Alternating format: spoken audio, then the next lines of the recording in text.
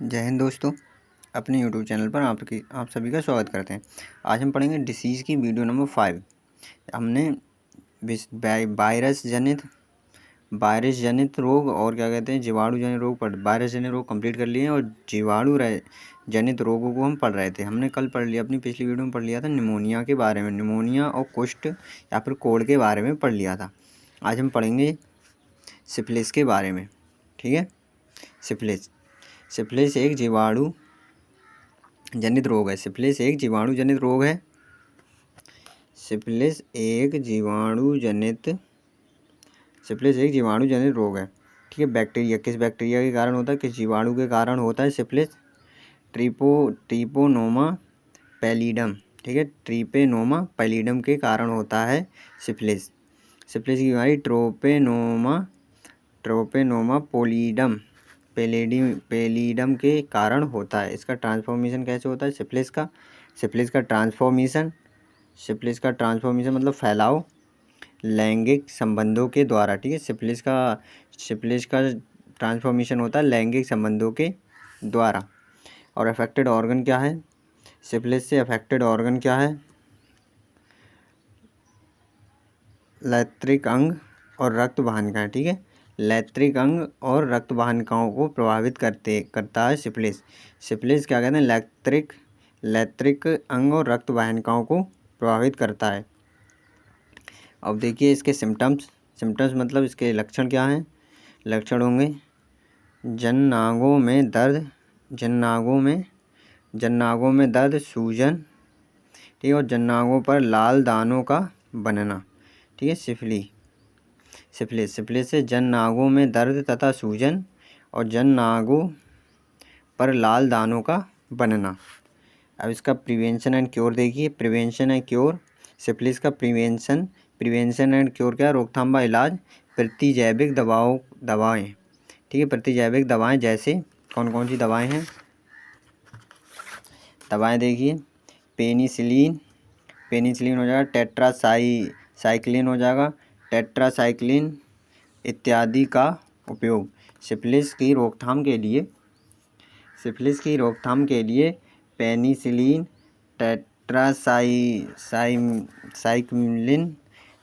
Tetracycline इत्यादि दवाइयों का प्रयोग करते हैं सिफिलिस के रोकथाम के लिए। ठीक है, अब देखिए इसमें कौन सा टेस्ट होता है सिफिलिस में? टेस्ट कौन सा होता है? EIA टेस्ट होता है सिफिलिस में कौन सा टेस्ट होता है? EIA की फुल फॉर्म एंजाइम इम्यूनो एसे। ठीक है, एंजाइम इम्यूनो एसेस। ठीक है, एंजाइम अमीनो एसिड। EIA की फुल फॉर्म है एंजाइम इम्यूनो एसे। नेक्स्ट देखिए, नेक्स्ट क्या है? टेटनस या फिर लॉक जॉ। ठीक है, टेटनस या फिर लॉक जॉ। टेटनस को किस अन्य दूसरे नाम से जानते हैं?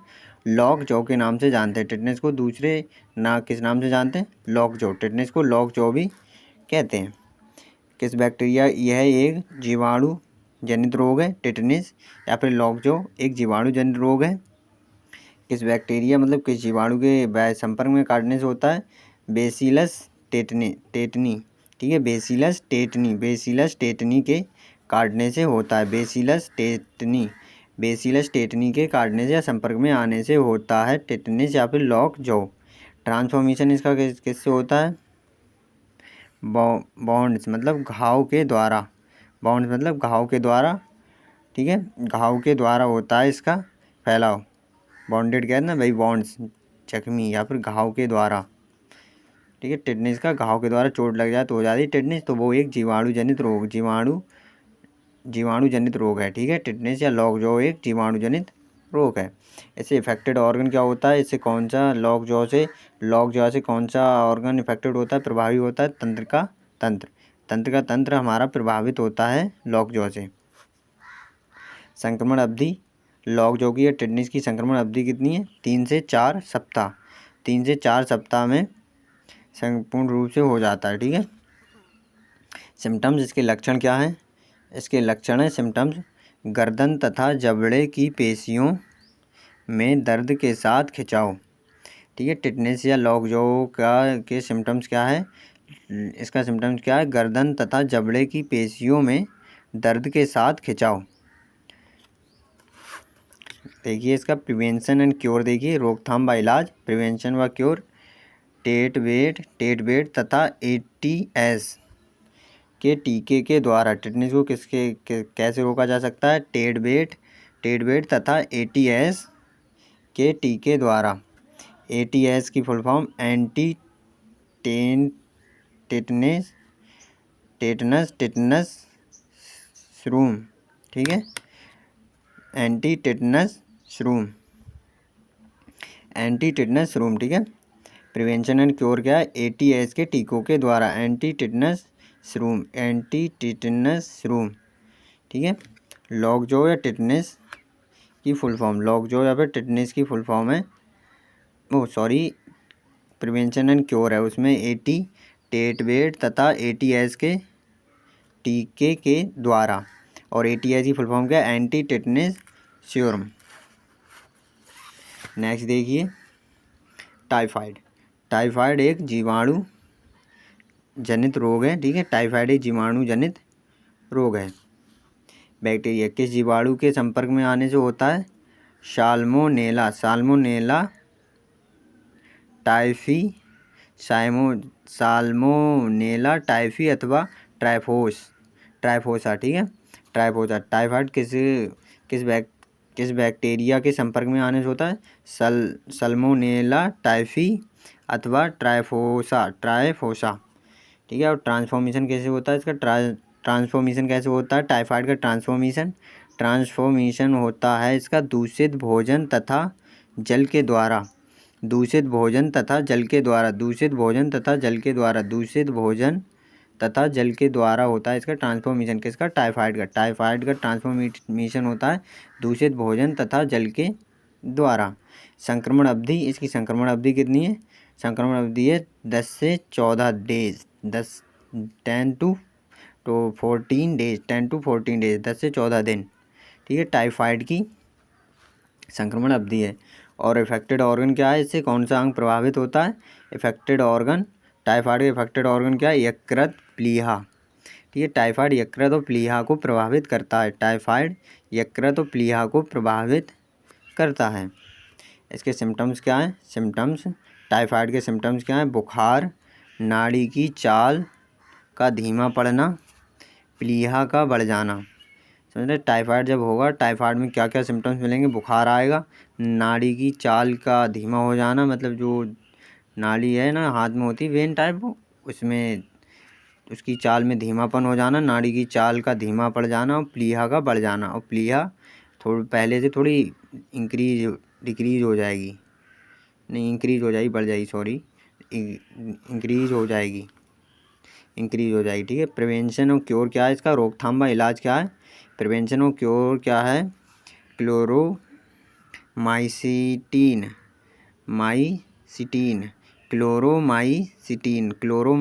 के टीके के द्वारा,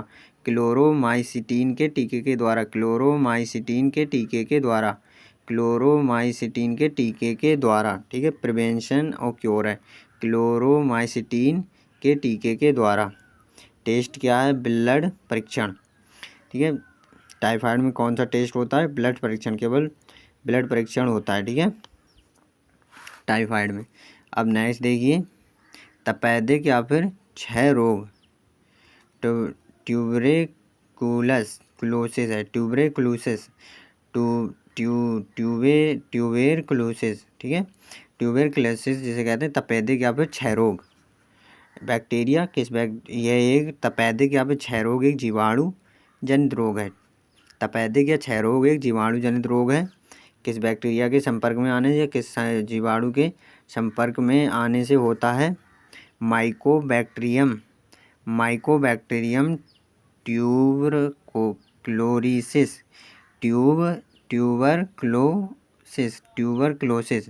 ठीक है। तपेदिक या क्षय रोग किसके संपर्क में आने से होता है, माइकोबैक्टीरियम या फिर ट्यूबरक्लोसिस। ट्रांसफॉर्मेशन क्या है इसका, ट्रांसफॉर्मेशन तपेदिक का ट्रांसफॉर्मेशन या क्षय रोग प्रत्यक्ष संपर्क के द्वारा प्रत्यक्ष संपर्क के द्वारा, खांसने छींकने के द्वारा। तपेदिक या क्षय रोग कैसे फैलता है, उसका ट्रांसफॉर्मेशन कैसे होता है? प्रत्यक्ष संपर्क में आने से, किसी व्यक्ति के संपर्क में जाने से, या फिर खांसने या छींकने से होता है तपेदिक या क्षय रोग। इससे इफेक्टेड ऑर्गन कौन कौन से हैं? प्रभावी अंग।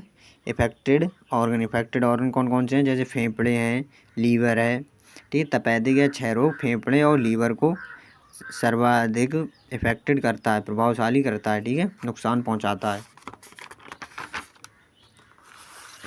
अब वो क्या कहते हैं, इसके सिम्टम्स देखिए। सिम्टम्स मतलब लक्षण। सिम्टम्स मतलब लक्षण क्या हो जाएगी? खांसी हो जाएगी, खांसी में रक्त का आना, खांसी में रक्त का आना, बुखार, शरीर के भार में कमी, ठीक है। तपेदिक या क्षय रोग। तपेदिक या क्षय रोग के सिम्टम्स क्या हैं? खांसी में रक्त का आना, बुखार, शरीर के भार में कमी। तपेदिक या क्षय रोग के ये लक्षण हैं, ठीक है। अब देखिए इसका प्रिवेंशन एंड क्योर, ठीक है, रोकथाम व इलाज। प्रतिजैविक दवाओं जैसे स्ट्रेप्टोमाइसिन, ठीक है, स्ट्रेप्टोमाइसिन या फिर बेलिसीन का उपयोग। जैसे स्ट्रेप्टोमाइसिन और बेलिसीन का उपयोग, ठीक है। प्रिवेंशन और क्योर। प्रतिजैविक दवाओं जैसे स्ट्रेप्टोमाइसिन और बेलिसीन का उपयोग। नेक्स्ट देखिए, नेक्स्ट क्या है? डिप्थीरिया, ठीक है, DIPTHIRIA, डिप्थीरिया। नेक्स्ट देखिए डिप्थीरिया एक जीवाणु जनित रोग है। डिप्थीरिया एक जीवाणु जनित रोग है। और किस बैक्टीरिया के संपर्क में आने से होता है डिप्थीरिया? डिप्थीरिया किस बैक्टीरिया के संपर्क में आने से होता है? कॉर्नीबैक्टीरियम डिप्थीरी, ठीक है। कॉर्नीबैक्टीरियम डिप्थीरी के संपर्क में आने से होता है डिप्थीरिया, ठीक है। कॉर्नीबैक्टीरियम डिप्थीरी के संपर्क में आने से होता है डिप्थीरिया। इसका ट्रांसफॉर्मेशन कैसे होता है? डिप्थीरिया का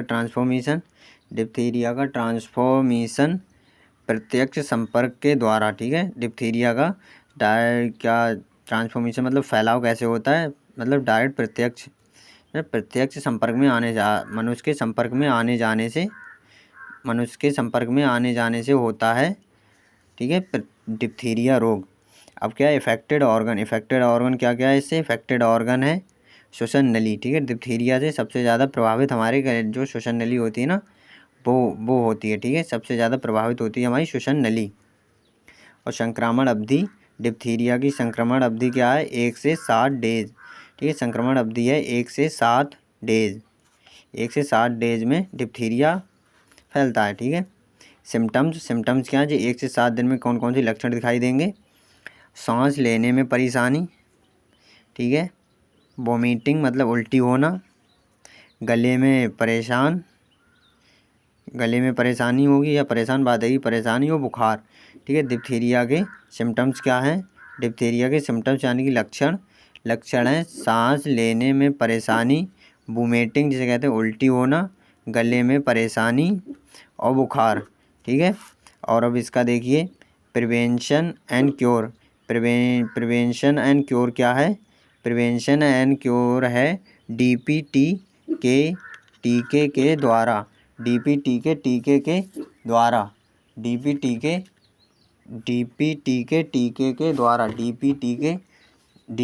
टीके के द्वारा, DPT के टीके के द्वारा, सॉरी एक सेकंड रुक जाइए। प्रिवेंशन एंड क्योर है इसका DPT के टीके के द्वारा। यह 3 रोगों में काम आता है। DPT का जो टीका होता है ना, ये 3 रोगों में काम आता है। जैसे डिप्थीरिया हो गया, परटूसिस हो गया, ठीक है। और टिटनेस। परटूसिस हो गया, यार क्या लिखा है? PRTURISES, परटीसिस, टिटनेस और डिप्थीरिया। परटीसिस, एक सेकंड रुकना जरा भाई।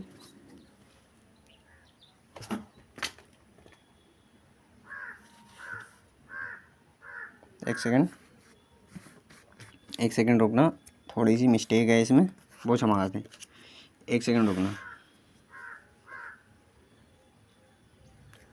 पर टू से ऐसा ही, ऐसे ही पर टू से है, ठीक है, सॉरी, पर टू से ही है, ठीक है।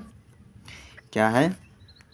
पर टू से, ठीक है। डीपीटी के टी के तीन रोगों में काम आता है। डीपीटी का टी का 3 रोगों में काम आता है। किस किस में आता है? डिप्थीरिया में आता है, डिप्थीरिया और परटूसिस और टिटनेस, ठीक है। 3 रोगों में काम आता है डीपीटी का टीका।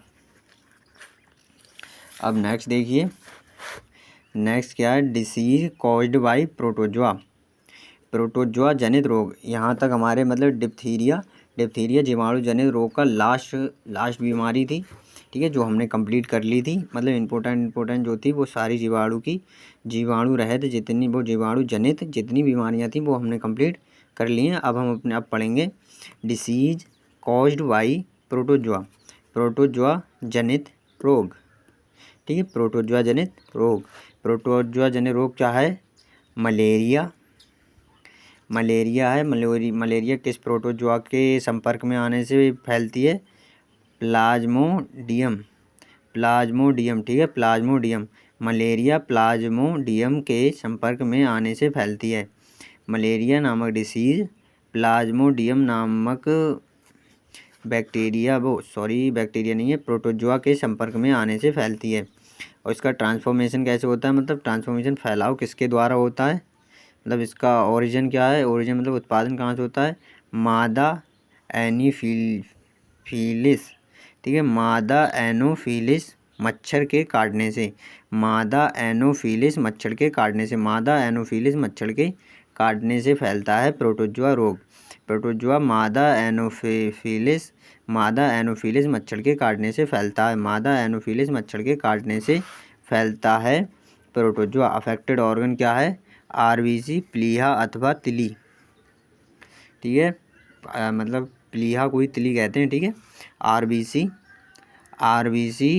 प्लीहा तथा तिली, ठीक है। मलेरिया आरबीसी प्लीहा तथा तिली को प्रभावित नुकसान पहुंचाता है, ठीक है। ये हो गया इसके अफेक्टेड ऑर्गन। अब देखिए इसके सिम्टम्स क्या है? इंक्रीजिंग फीवर, ठीक है, मतलब बुखार तो कम होगा, और कपकपाहट होगी, सर्दी होगी और बुखार होगा। इंक्रीजिंग है ना, बुखार, इंक्रीजिंग फीवर, कपकपाहट, सर्दी, बुखार। मलेरिया के सिम्टम्स हैं, लक्षण हैं, इंक्रीजिंग फीवर मतलब बुखार कम, और कपकपाहट, सर्दी, बुखार, ठीक है। बुखार इतना तेज़ नहीं होगा, इंक्रीजिंग बुखार होगा, मतलब कम होगा, बुखार तो होगा पर कम होगा, ठीक है। ये है मलेरिया के सिम्टम्स, मतलब मलेरिया के लक्षण हैं, ठीक है। मलेरिया के लक्षण हैं इंक्रीजिंग फीवर, कपकपाहट, सर्दी, बुखार। अब इसका प्रिवेंशन एंड क्योर देखिए। प्रिवेंशन एंड क्योर, रोकथाम तथा इलाज,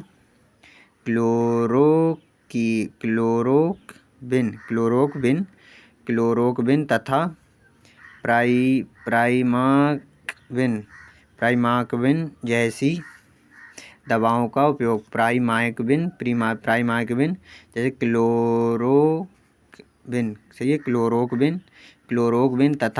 प्राइमाक्विन जैसे क्लोरोक्विन तथा पाइराक्विन जैसी दवाओं का उपयोग, ठीक है। नेक्स्ट देखिए काला ज्वर एक प्रोटोजोआ जनित रोग है। काला ज्वर होगा यार, वो काला ज्वर नहीं, काला जार है। काला जार एक प्रोटोजोआ जनित रोग है। और ये किस बैक्टीरिया के संपर्क में आने से होता है? वो बैक्टीरिया आता है, ध्यान बार किस प्रोटोजोआ के संपर्क में आने से होता है काला जार किस बैक्टीरिया के संपर्क में आने से होता है? ये है लिरवेनिया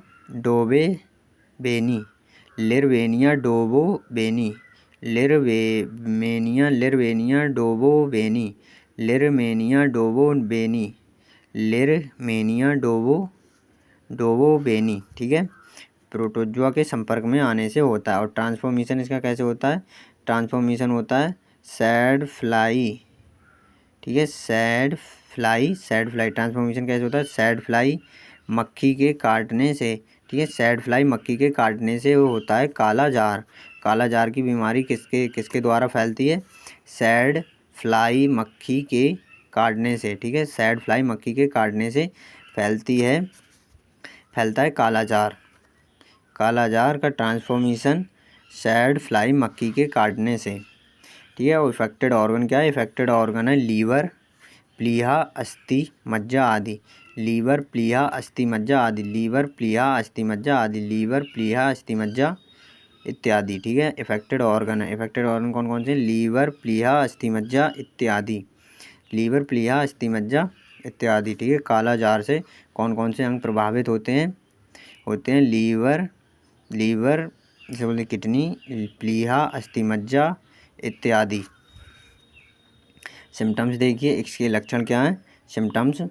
सिम्टम्स हैं प्लीहा का बढ़ जाना, ठीक है। काला जार में प्लीहा का बढ़ जाना, बुखार, रक्त की कमी।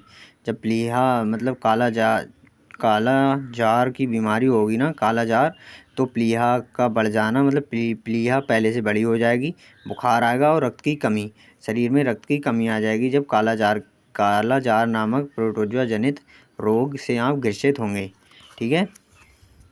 नेक्स्ट देखिए इसका प्रिवेंशन एंड क्योर, इसकी रोकथाम तथा इलाज। प्रिवेंशन एंड क्योर देखिए इसका पैटाहेसोनेटन, सही है, पैटाहेसोनेटन दवाओं का सेवन, पैटाहेसोनेटन दवाओं का सेवन। प्रिवेंशन एंड क्योर में क्या है? पैटाहेसोनेटन दवाओं का प्रयोग, इनसे हम मतलब काला ज्वर नामक बीमारी को रोक सकते हैं पैटाहेसोनेटन दवाओं का सेवन करके। नेक्स्ट देखिए इसमें टेस्ट कौन सा होता है? डीएटी का। काला जार में डीएटी का टेस्ट होता है, डीएटी का, ठीक है। डीएटी का क्या है? डायरेक्ट एग्लूटिनेशन, ठीक है, agglutination, direct agglutination test, direct agglutination test, direct agglutination test, ठीक है। डीएटी की फुल फॉर्म है डायरेक्ट एग्लूटिनेशन टेस्ट, डीएटी, ठीक है। काला ज्वर में कौन सा टेस्ट होता है? डीएटी का टेस्ट होता है काला ज्वर में। अब नेक्स्ट देखिए स्लीपिंग सिकनेस है यार, सॉरी, स्लीपिंग सिकनेस है, हम कहें स्किननेस है, स्लीपिंग स्किननेस, ठीक है। निद्रा रोग किस प्रोटोजोआ के संपर्क में आने से होता है? ट्रीपेनसोमा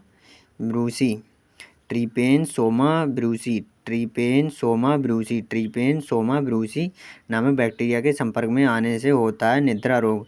ट्रीपेनसोमा ब्रूसी के संपर्क में आने से होता है निद्रा रोग, प्रोटोजोआ, ठीक है।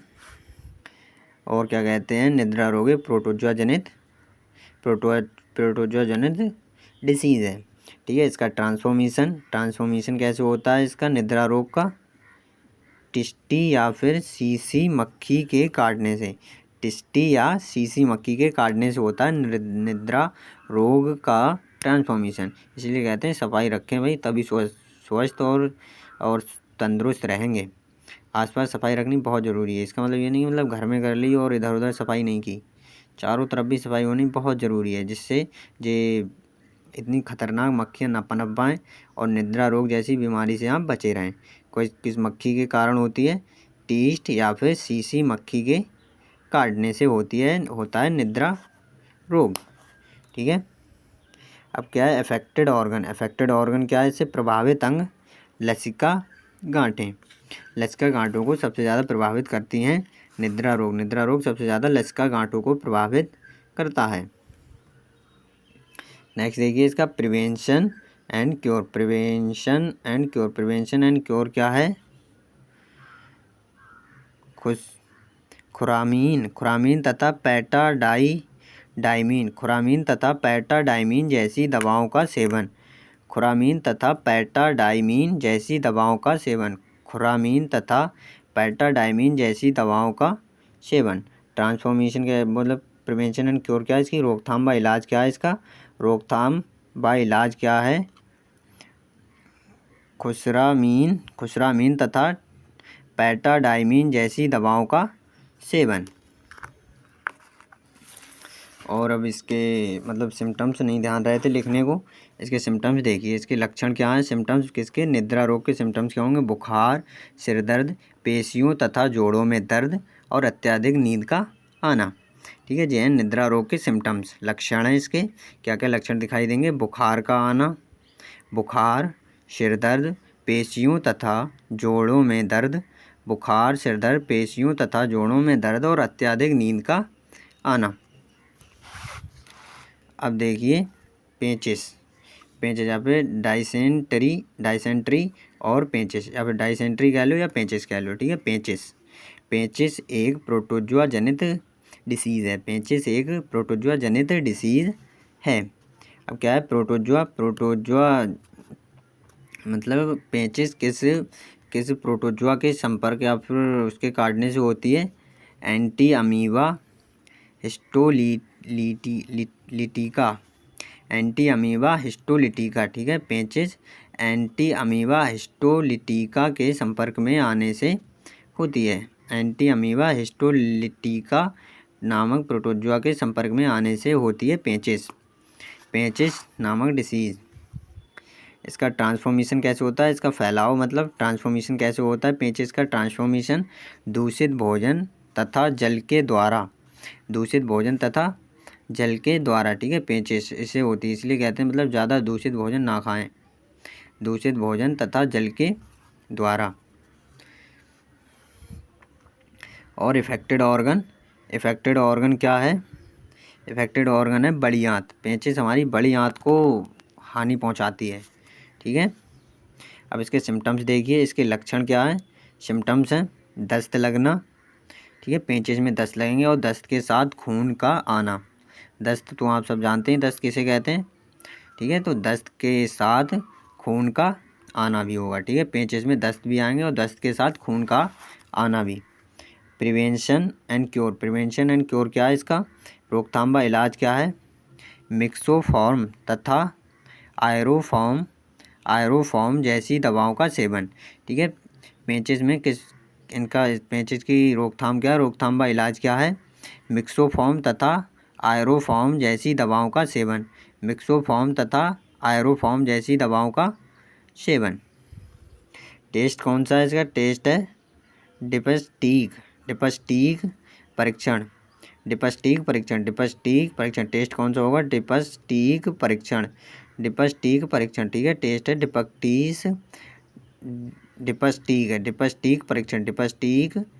परीक्षण। ठीक है, प्रोटोजुआ में कौन सा टेस्ट होता है? डिपस्टिक परीक्षण। ठीक है, प्रोटोजुआ जनित, यहाँ पर हमारे प्रोटोजुआ जनित रोग कंप्लीट हो जाते हैं। प्रोटोजुआ जनित में लास्ट डिसीज है इम्पोर्टेंट है पेचिस। ठीक है, अब हम पढ़ेंगे disease caused by fungus. Disease caused by fungus. कवक जनित रोग। कवक जनित रोग कौन सा? अस्थमा या फिर दमा, जिसे कहते हैं दम, सांस छोड़ना जिसमें। अस्थमा या फिर दमा या अस्थमा एक कवक जनित रोग है। और क्या कहते हैं? फंगस, कवक को कहते हैं fungus. Disease caused by fungus. ठीक है, कवक जनित रोग फंगस क्या है? फंगस में किस फंगस के संपर्क में आने से होता है? कवक के संपर्क में आने से होता है। एस्परजीलस फ्लूमीगेटस।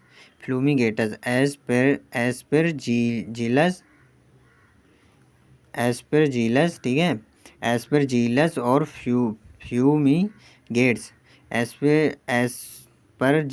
एस्परजीलस और फ्यूमीगेट्स के संपर्क में आने से होता है दमा या अस्थमा। ठीक है, और इसका ट्रांसफॉर्मेशन कैसे होता है? मतलब दमा या अस्थमा का ट्रांसफॉर्मेशन कैसे होता है? हवा के द्वारा, बाय एयर। ठीक है, एयर के द्वारा होता है इसका ट्रांसफॉर्मेशन। ठीक है, और अफेक्टेड ऑर्गन क्या है? अफेक्टेड ऑर्गन, दमा से कौन सा अंग सबसे ज़्यादा प्रभावित होता है? श्वसन तंत्र। ठीक है, दमा से सबसे ज़्यादा हमारे श्वसन तंत्र को प्रभावित करता है। दमा या अस्थमा और यह एक फंगस यानी कवक जनित रोग है।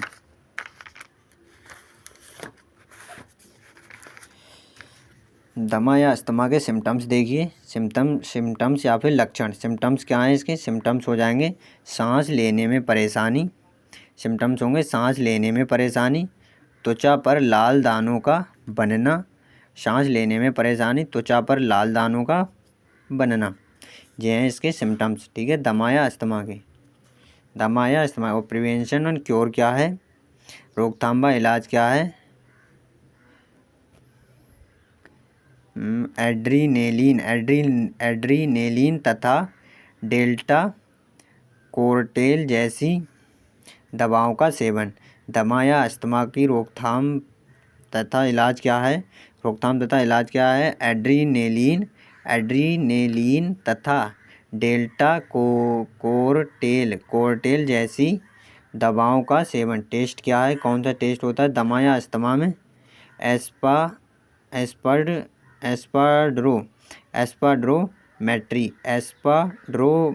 एस्पाड्रोमेट्री नामक टेस्ट होता है अस्थमा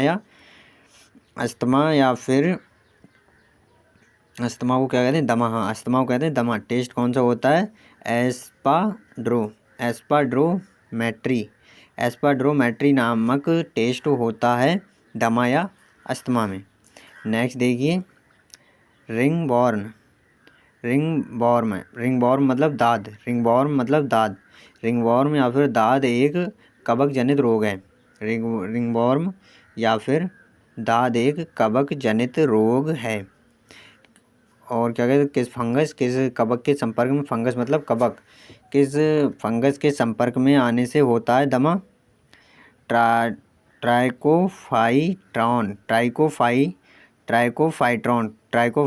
के नामक कवक के कारण दाद होता है। ट्राइकोफाइटॉन कवक के कारण दाद होता है। ट्रांसफॉर्मेशन इसका कैसे होता है? ट्रांसफॉर्मेशन हवा के द्वारा, बाई ईयर। ठीक है, बाई ईयर दाद का ट्रांसफॉर्मेशन होता है हवा के द्वारा, बाई ईयर। और अफेक्टेड ऑर्गन क्या है? अफेक्टेड ऑर्गन है त्वचा। ठीक है, दाद से हमारी त्वचा पर बहुत प्रभाव पड़ता है। दाद आने से हमारे त्वचा पर लाल लाल चकत्ते टाइप पड़ जाते हैं ना, उन्हें कहते हैं दाद। अफेक्टेड ऑर्गन क्या है? प्रभावित अंग त्वचा। हमारी त्वचा सबसे ज़्यादा प्रभावित होती है। और सिम्टम्स क्या है? त्वचा पर गोल चकत्तों का बनना है। देखो इसके से सिम्टम्स है, लक्षण। त्वचा पर गोल चकत्तों का बनना।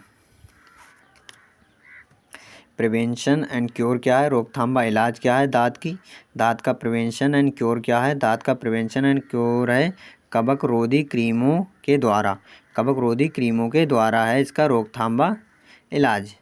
कवक रोधी क्रीम के द्वारा। अब आ जाइए स्कैबिस या फिर खाज या खुजली, इसे कहते हैं स्कैबिस, खाज या खुजली। किस फंगस मतलब किस कवक के संपर्क में आने से होती है? एस्केरस स्केबीज। ठीक है, एस्केरस स्केबीज के संपर्क में आने से होती है खाज या खुजली। एस्केरस स्केबीज के संपर्क में आने से होती है खुजली या फिर खाज नामक डिसीज। और खाज या खुजली एक कवक जनित डिसीज है। ठीक है, नेक्स्ट देखिए, ट्रांसफॉर्मेशन। इसका फैलाव कैसे होता है? संक्रमित व्यक्ति के सीधे संपर्क से। ठीक है, इसका ट्रांसफॉर्मेशन कैसे होता है? खाज या खुजली का ट्रांसफॉर्मेशन कैसे होता है? संक्रमित व्यक्ति के सीधे संपर्क से होती है खाज या खुजली। और अफेक्टेड ऑर्गन क्या है? अफेक्टेड ऑर्गन तो त्वचा है, इससे भी त्वचा ही होती है। जैसे दांत से त्वचा होती है वैसे ही इससे भी त्वचा होती है। और इसके सिम्टम्स क्या हैं? लक्षण: त्वचा पर खुजली का होना, चकत्ते का बनना इत्यादि। ठीक है, खाज या खुजली के सिम्टम्स हैं। क्या हैं? लक्षण: त्वचा पर खुजली का होना, चकत्तों का बनना इत्यादि। प्रिवेंशन एंड क्योर क्या है इसका? रोकथाम व इलाज। कवकरोधी क्रीमों के द्वारा, ठीक है। दाद या खाज खुजली को एक ही तरह से रोका जा सकता है या सही किया जा सकता है कवकरोधी क्रीमों के द्वारा, क्योंकि ये कवक जनित रोग हैं, तो सिंपल सी बात है कवकरोधी क्रीमों का उपयोग करना पड़ेगा, ठीक है। एलिफेंट टेरिस, एलिफेंट टेरिस क्या है? हाथी पाँव, एलिफेंट टेरिस है, हाथी पाँव एक कवक जनित रोग है, किस फंगस के कारण होता है ये हमें हाथी पाँव? एलिफेंट टेरिस किस फंगस के कारण होता है? ट्राइकोफाइटोन के संपर्क में आने से होता है हाथी पाँव। ट्राइकोफाइट्रॉन के संपर्क में आने से होता है हाथी पाँव। और ट्रांसफॉर्मेशन क्या है? ट्रांसफॉर्मेशन है संपर्क के द्वारा, प्रत्येक संपर्क के द्वारा, हाथी पाँव संपर्क के द्वारा। अफेक्टेड ऑर्गन क्या है? अफेक्टेड ऑर्गन है त्वचा। हाथी पाँव से अफेक्टेड ऑर्गन क्या है? त्वचा।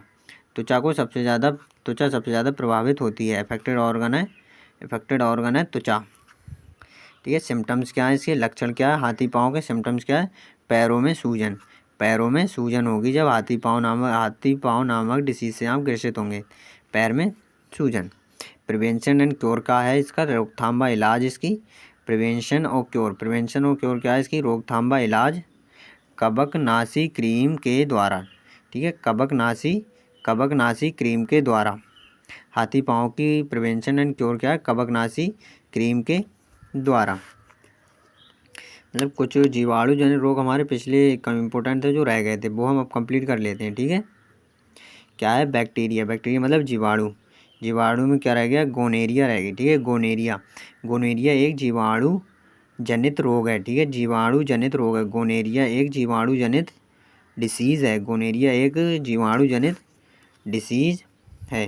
ये बैक्टीरिया किस बैक्टीरिया के संपर्क में आने से, मतलब किस जीवाणु के संपर्क में आने से गोनेरिया नामक बीमारी होती है? नाइसोरिया गोनेरी के संपर्क में आने से गोनेरिया नामक डिसीज होती है। नाइसोरिया गोनेरिया, ठीक है। नाइसोरिया गोनेरिया के संपर्क में आने से गोनेरिया नामक बीमारी होती है। इसका ट्रांसफॉर्मेशन देखिए। ट्रांसफॉर्मेशन गोनेरिया का ट्रांसफॉर्मेशन मतलब इसका फैलाव कैसे होता है? लैंगिक संबंधों के द्वारा। गोनेरिया का ट्रांसफॉर्मेशन लैंगिक संबंधों के द्वारा होता है। और इफेक्टेड ऑर्गन देखिए। अफेक्टेड ऑर्गन गोनेरिया से इफेक्टेड ऑर्गन कौन कौन सा होगा? लैंगिक अंग, ठीक है। लैंगिक अंग ही इफेक्टेड होगा। किससे? गोनेरिया में। गोनेरिया सबसे ज़्यादा लैंगिक अंगों को ही प्रभावित करती है। इसके सिम्टम्स क्या हैं? गोनेरिया के सिम्टम्स हैं मूत्र में जलन, मूत्र के साथ पीप या फिर मवाद का आना, ठीक है। ये क्या कहते हैं? गोनेरिया में मूत्र जब 1 नंबर जाते हैं तो क्या कहते हैं, जो वेस्ट मटेरियल निकलता है पानी के रूप में, उसके साथ में जलन होगी और मूत्र के साथ ही पीप या फिर मवाद का आना, मूत्र के साथ पीप या मवाद का भी आना होगा। तो समझ लेना आपको गोनेरिया नामक डिसीज़ हो गई है, ठीक है। प्रिवेंशन एंड क्योर क्या है? प्रिवेंशन एंड क्योर है गोनेरिया का, प्रिवेंशन एंड क्योर है पेनिसिलिन जैसी प्रतिजैविक दवाओं का उपयोग, ठीक है। गोनेरिया की रोकथाम, प्रिवेंशन एंड क्योर के लिए, रोकथाम व इलाज के लिए पेनिसिलिन जैसी प्रतिजैविक दवाओं का उपयोग करें, ठीक है। अब नेक्स्ट देखिए व्यूपिंग कॉर्न, ठीक है। व्यूपिंग कॉर्न क्या है? काली खांसी या फिर कुकुर खांसी। काली खांसी देखिए, काली खांसी या कुकुर खांसी, काली खांसी या फिर कुकुर खांसी, ठीक है। व्यूपिंग कॉर्न क्या है? काली खांसी या फिर कुकुर खांसी। ये काली खांसी एक बैक्टीरिया यानी जीवाणु जनित डिसीज़ है। किस बैक्टीरिया के संपर्क में आने से होता है? माइकोबैक्टीरियम परट्यूसिस, ठीक है। माइकोबैक्टीरियम परट्यूसिस नामक जीवाणु के संपर्क में आने से होती है काली खांसी या फिर कुकुर खांसी। और इसका ट्रांसफॉर्मेशन क्या है, कैसे, मतलब कुकुर खांसी का ट्रांसफॉर्मेशन कैसे होता है, मतलब फैलाव इसका खांसने तथा छींकने से, खांसने तथा छींकने से होता है कुकुर खांसी का फैलाव, खांसने तथा छींकने से होता है कुकुर खांसी का फैलाव। ठीक है। अफेक्टेड ऑर्गन, अफेक्टेड ऑर्गन मतलब प्रभावी अंग क्या है, फेफड़े। ठीक है। काली खांसी से सबसे ज़्यादा फेफड़ों को प्रभावित होते हैं, काली खांसी से हमेशा सबसे अधिक फेफड़ों पर ही प्रभाव पड़ता है। सिम्टम्स क्या हैं इसके, काली खांसी के सिम्टम्स मतलब लक्षण इसके क्या हैं, लक्षण हैं, सिम्टम्स हैं, शुरुआती स्तर पर रात में खांसी व बाद में दिन के समय खांसी का उत्पन्न होना, मतलब इतनी तेज़ खांसी आएगी काली खांसी में आपके आंसू आ जाएंगे, तभी तो शुरुआती स्तर पर, मतलब आंसू निकल आएंगे आपके, इतनी तेज़ खांसी आएगी आपको नाइट में और डे में। ठीक है। शुरुआती स्तर पर रात में खांसी व बाद में दिन के साथ खांसी का उत्पन्न होना। इसका प्रिवेंशन एंड क्योर क्या है, काली खांसी का प्रिवेंशन एंड क्योर है, रोकथाम व इलाज है इसका, रोकथाम व इलाज है DPT के टीके के द्वारा। ठीक है। DPT के टीके के द्वारा, DPT के टीकों के द्वारा, DPT के टीकों के द्वारा। ठीक है। आज हमने अपनी वीडियो में सारी VDC जितनी इंपॉर्टेंट थी, कवक से, जीवाणु से, विषाणु से, प्रोटोजोआ से, जितनी इंपॉर्टेंट बीमारी थी सारी की सारी कंप्लीट कर ली हैं अपनी इस वीडियो में। वीडियो कैसी लगी कमेंट करके ज़रूर बताना। अगर वीडियो ऐसी ही जानकारी के लिए हमारे चैनल को सब्सक्राइब कर लें।